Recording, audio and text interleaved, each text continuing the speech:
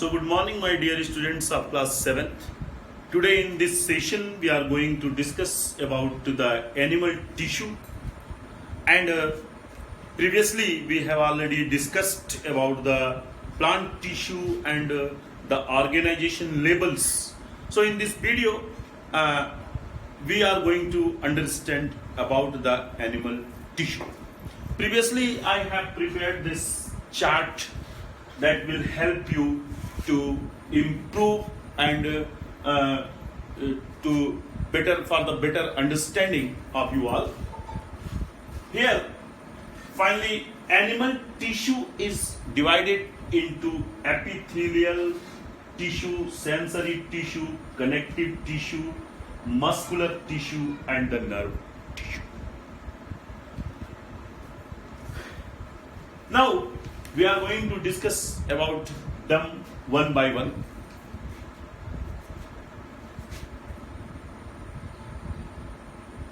Epithelial tissue, it may be following types: squamous, cuboidal, columnar and ciliated. So squamous epithelial tissue, I would like to discuss you about this. This is, bed-like.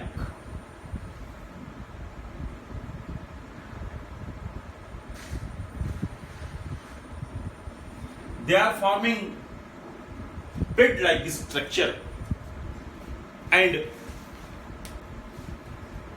therefore they are having greater surface area.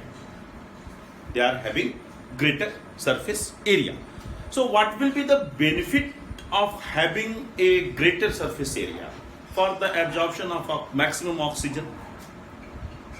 For the absorption of maximum oxygen.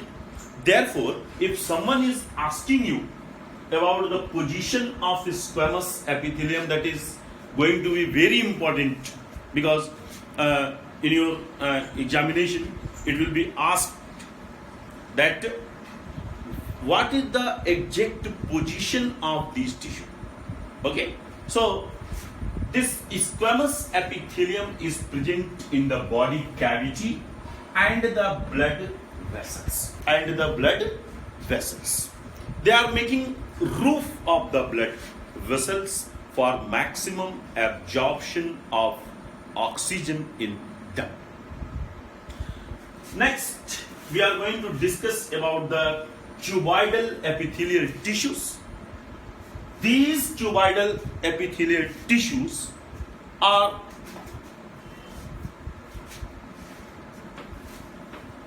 having cube-like structure.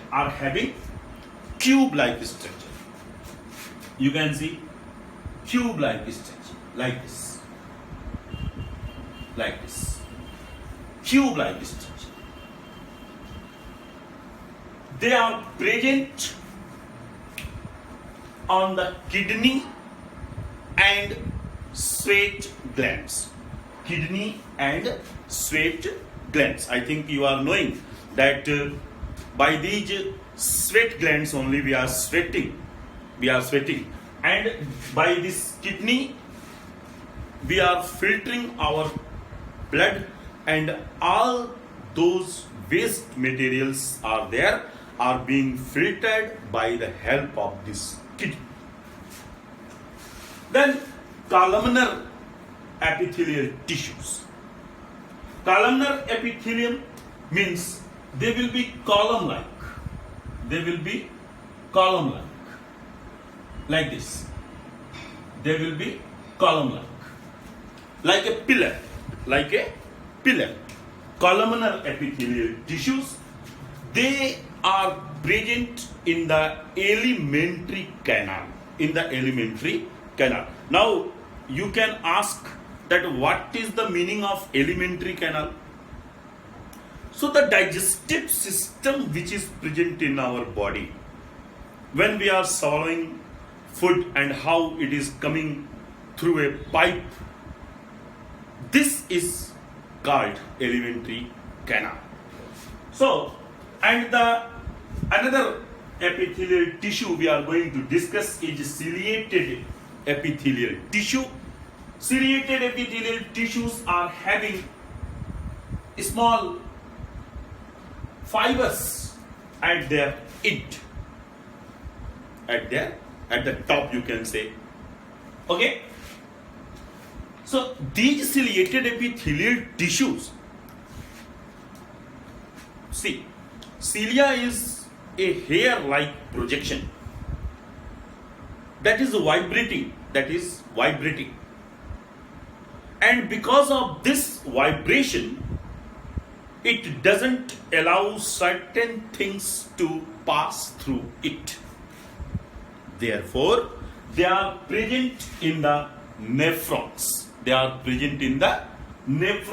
As you know, that our body is made up of cells. The smallest unit is cell. In the same way, the smallest unit of kidney is called nephron. So this was about the epithelial tissues we have seen. I am going to erase it because we need some more space to discuss and to understand the things. So we have discussed about this. Sensory, they are those which are providing sense. So I will discuss you in this nerve tissue about them. And then I am going to discuss about the connective tissues. What is a connective tissue? Why the name connective is given, you think? Because it is connecting two organs. Therefore, they are called as connective tissue. Connective tissue can be further divided into areolar tissue, skeletal tissue, and then fluid tissue. Areolar, skeletal, and fluid.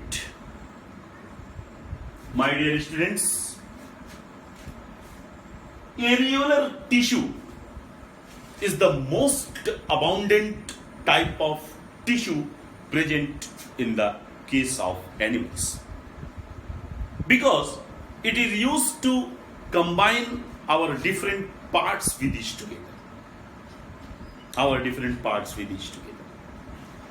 If you want to see, you can see.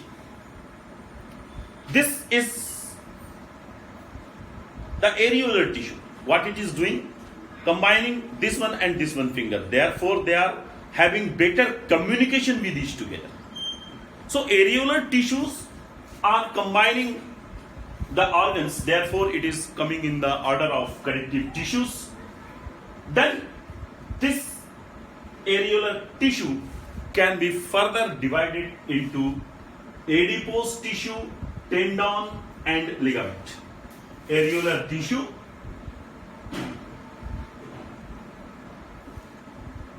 further divided into tendon, ligament, and adipose tissue. Tendon, ligament, adipose. So, what is a tendon? Tendon is white in color. Number one. This difference is very important. Mostly the question is being asked to differentiate between tendon and ligament. So I am going through both of them. Okay. In spite of being white, ligaments are yellow in nature.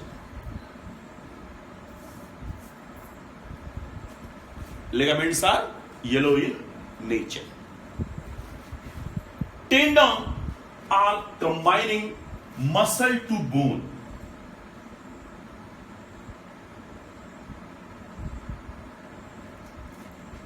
Muscles combined with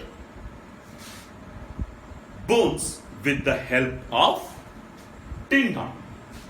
While bones are combined with each together,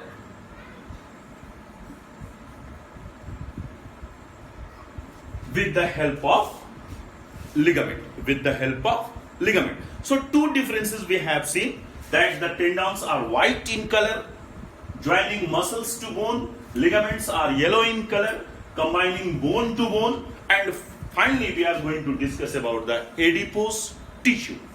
Adipose tissue.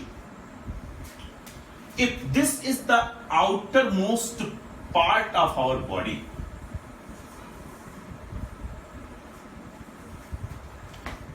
just below the skin, these adipose tissues are present.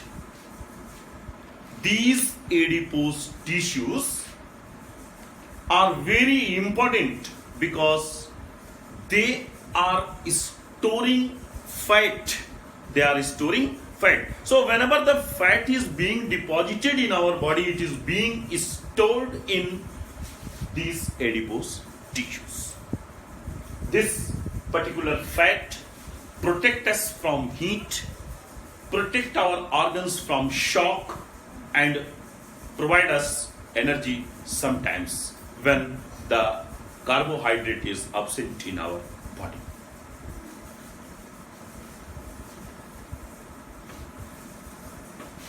So we have discussed about the connective tissues, areolar tissues. Now I am going to discuss about the skeletal tissue. Skeletal tissue. The skeletal tissues are of two types: cartilage and bone. Cartilage and bone. So previously, how you can differentiate between cartilage and bone? Very simple. You see, this is the pinna of our ear. You see how it is bending, because this is made up of cartilage. So cartilage is going to be a soft type of tissue. Our nose, no? So cartilage is going to be a soft type of tissue, while this bone, is the hard tissue, hard type of tissue. Therefore, it is only restricted to certain parts of our body, while this bone is providing a complete skeletal system inside our body, by the help of which we can stand, by the help of which we are going to do work. So this is the difference between the cartilage and the bone. The third type of connective tissue that I am going to discuss with you is fluid connective tissue.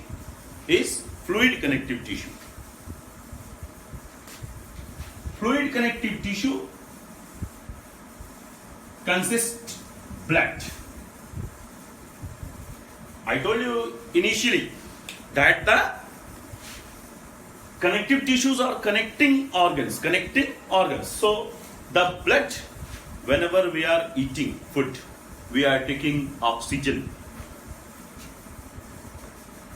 The nutrients and this oxygen is reaching to each and every cell of our body. This is being done with the help of this blood. So this blood became a fluid type of connective tissue, which consists RBC, WBCs and platelets.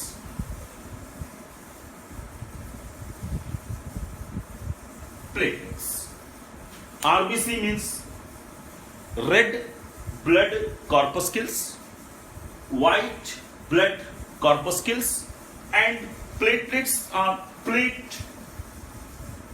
structure. They are plate-like structure. So platelets. RBC providing oxygen inside our body,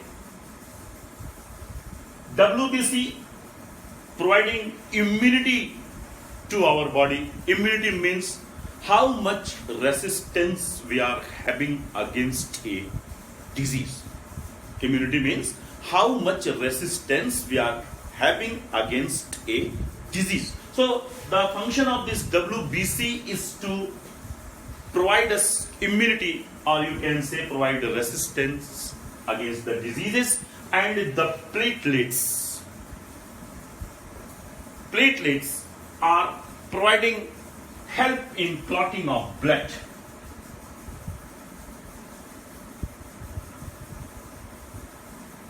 Clotting of blood. If sometimes we are getting injured and when blood is coming out from that particular part, you can see that after 1 or 2 minutes, very simply that blood is being a jelly-like structure. This is called clotting. If this clotting is not happening there because of excessive blood loss, we may be much more harmed. So this is the function of this platelet. In this session, we have discussed about the epithelial tissues and the connective tissue. In the next session, I will come together with you to understand about the muscular tissue and the nerve tissue. Till then, thank you very much for watching the video. Thank you.